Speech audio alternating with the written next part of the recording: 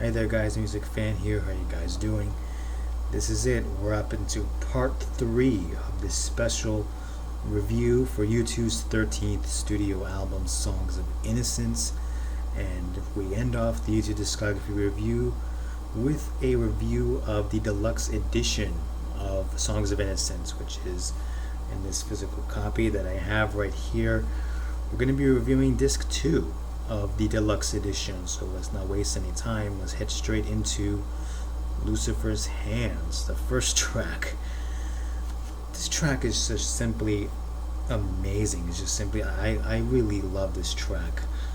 The thing I really love about this particular track is just like the dynamicism of the Edge's guitar, and just like how bracing and how like it's not post-punk, but it still has a kind of a punk ethos to it. And the lyrics are also really interesting too, because it's like, I can change the world in me.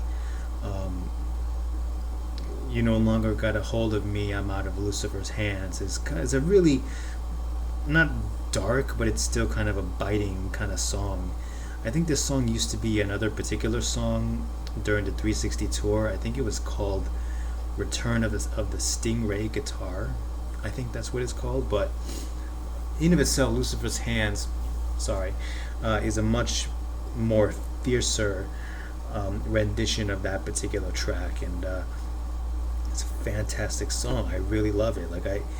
Like me personally, I was trying to decide if I had the choice of replacing Sleep Like a Baby Tonight with either this or the Crystal Ballroom, which is the following track off this edition. Sorry, I was about to sneeze. Crystal Ballroom is really U2 at their most fluid, at their most elastic, since mysterious ways, I have to say, since that particular track. And while sorry, my nose is kind of runny. Even though there is none of that funky guitar thing that goes by the Edge with this particular track, the rest of the song is awesome. It's just simply phenomenal. Like, I definitely can't. Sorry, man. This is my stupid nose. I should need a tissue nearby. But anyway, the whole band is so fluid with this. This definitely has Danger Mouse production all over this particular track, and I really adore this song because it just sounds so funky and so fluid. Just the way the rhythm section performs here is just stellar, just really beyond stellar. And the lyrics are fantastic too. Like, it's like the life begins with another kiss, something like that. And really, if it were for me, I would have replaced this song on top of, I don't know, either Sleep Like a Baby Tonight or This Is Where You Can Reach Me Now. I guess if I had to leave This Is Where You Can Reach Me Now, I would replace Sleep Like a Baby Tonight with Crystal Ballroom. And again, there's nothing against Sleep Like a Baby Tonight, because I still indeed love that song. But I just kind of think that Crystal Ballroom added a more very R&B-ish esque flair to the album. This just kind of gave it a little bit more variety, you know. But the Crystal Ballroom is just an amazing song. It's one of those fantastic outtakes that the band did, and it's just awesome. Like, something more. Oh, and Edge's guitar solo at the end is, of course, mind-blowing. Coming next, we had a couple of like acoustic sessions that the band did of various Songs of Innocence tracks. The first one is an acoustic version of Every Breaking Wave that features Edge on piano and Bono handling the vocals, and there's a bit of an orchestra behind him. Not a big ensemble, but just a few violin performers, and it's awesome. It's amazing. Like, I mean, personally, even though I love the studio version of Every Breaking Wave, this track, and especially the single version, I think there was a single version released from this particular song.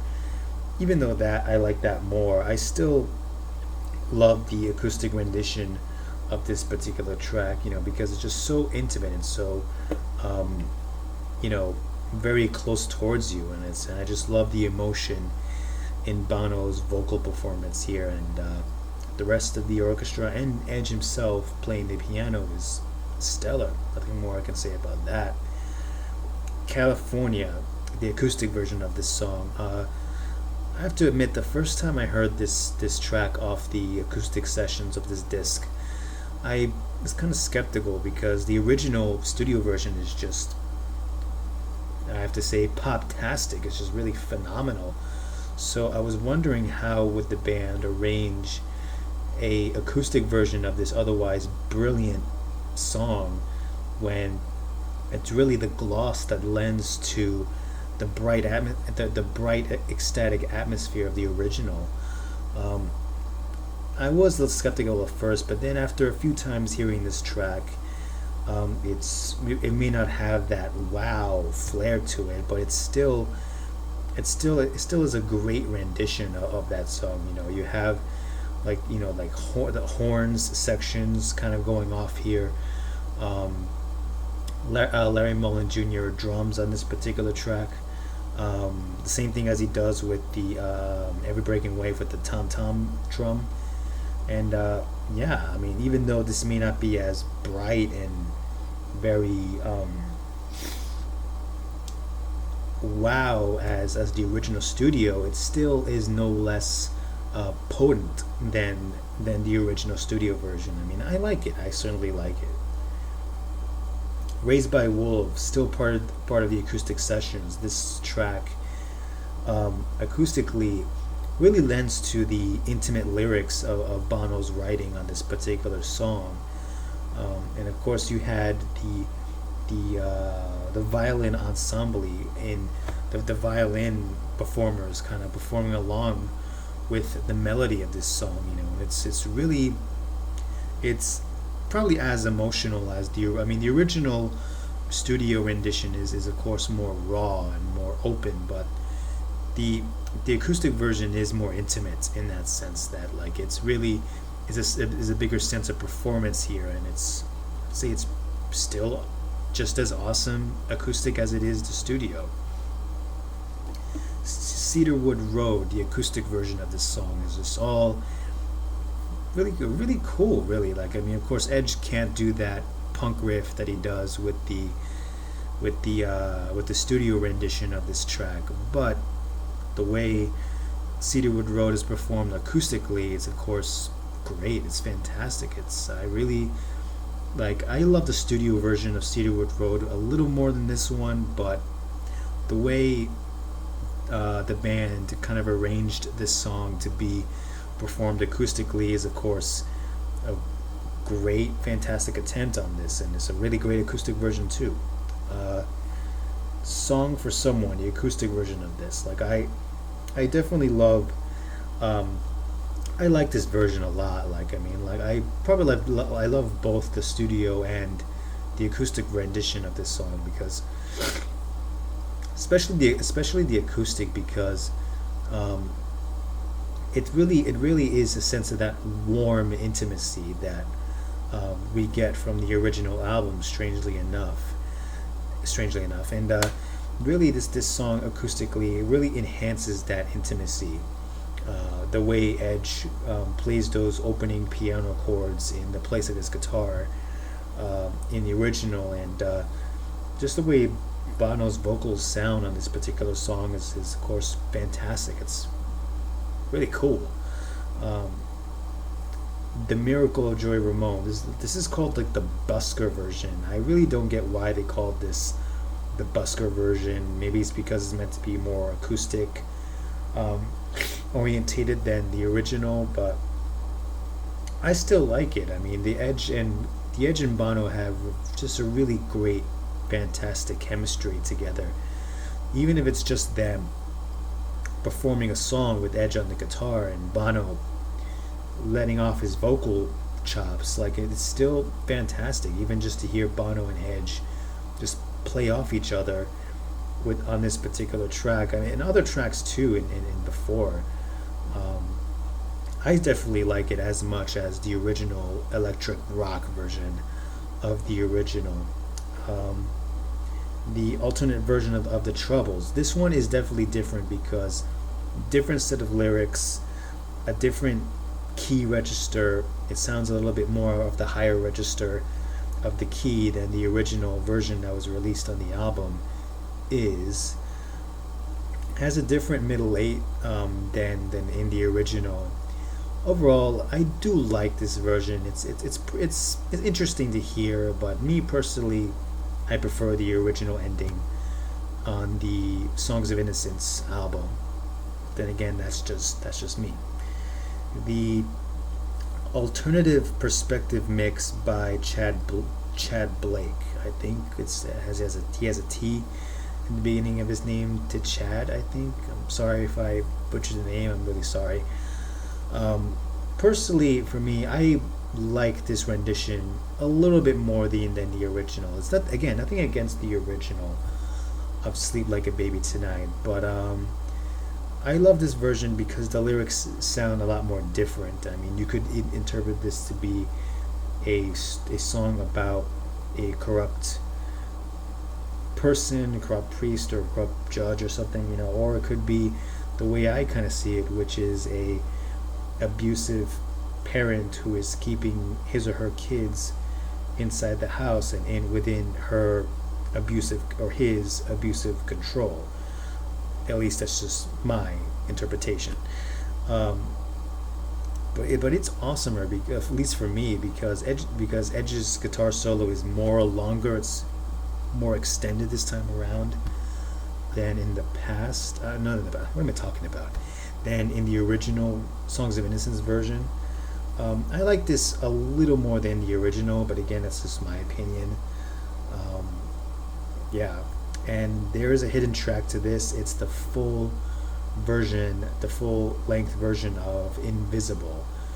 I mean, I've already talked about this song. I mean, in the track review when it was first unveiled last February. I mean, I could leave a link on the annotation on the description box below if you guys want to see, but there's really nothing else I could say about Invisible that I haven't said already in that particular review. I mean, it's a great, fantastic song. I just love how the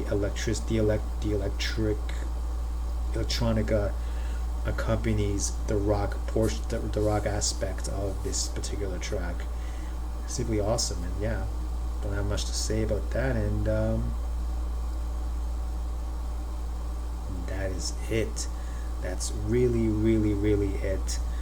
I mean, I really can't thank you guys enough for accompanying me on this really fun and just really fantastic adventure I've just undertook. Like 3 months already. I think from June, July, August, no, September. Literally like 3 months and 2-3 weeks, I think. But really, thank you guys so much for accompanying me on this YouTube discography review. I mean, it's just I'm beyond ecstatic to really have you guys as my subscribers, and it's just such a fun thing for me to do, especially because I really love this band. I really, really do. Obviously, because I still wear the shirt. And yeah, I really can't thank you guys enough. I really, really cannot.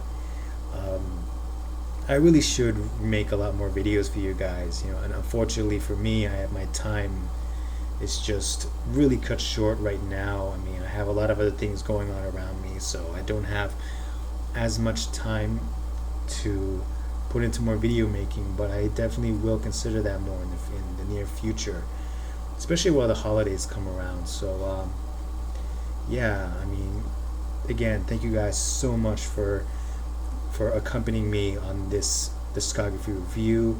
If you have any comment at all, leave it on the description box below.